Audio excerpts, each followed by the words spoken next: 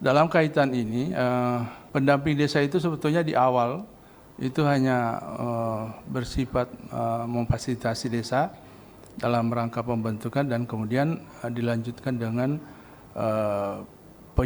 penyelesaian atau pengurusan tentang akte apa namanya istilah Notaris. akte notarisnya ya. Dan kemudian ternyata dilanjutkan lagi dengan Permen Desa nomor 10. Nah, Permen Desa nomor 10 itu sebenarnya dia sudah mengacu di soal bagaimana pemerintah desa itu menjadi terlibat langsung dalam kegiatan perkorasian di Kopdes ini. Nah, posisi pendamping desa itu di awal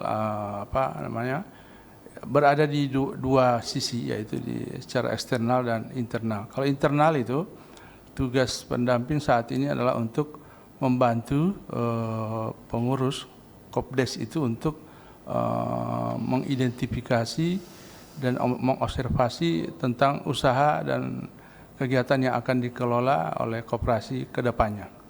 Lalu yang kedua, eksternalnya adalah melakukan bersama pemerintah desa melakukan pengawasan terhadap tata kelola koperasi desa itu. Nah, kaitannya dengan permodalan koperasi, sebenarnya kalau kita lihat dari aspek ini letaknya itu bukan hanya di soal permodalan, tapi memang harus dimulai dari pertama rekrutmen anggota. Kemudian identifikasi dan observasi lebih jauh tentang potensi yang akan dikelola oleh koperasi, karena itu berhubungan dengan pasar yang akan dilakukan. Sebetulnya pasar yang utamanya tentu masyarakat, karena itu sudah jelas. Misalnya contoh kalau gerai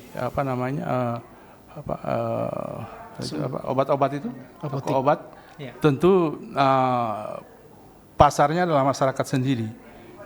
Itu yang akan kita lihat. Nah, kemudian potensi yang lainnya adalah misalnya kalau di desa itu misalnya berbasis pertanian, maka yang akan dilihat adalah aspek-aspek pertanian yang ada di tingkat desa yang selama ini dikelola oleh masyarakat. Kalau di daerah-daerah desa-desa yang basisnya perikanan, tentu itu yang akan Nah, kalau di perkotaan kayak di Desa Tuleleng ini kan sudah masuk kategori kota, mungkin dia akan lebih banyak ke jasa, maka itu tantangannya nanti tantangan terhadap permodalan itu sebetulnya berasal dari dua aspek itu.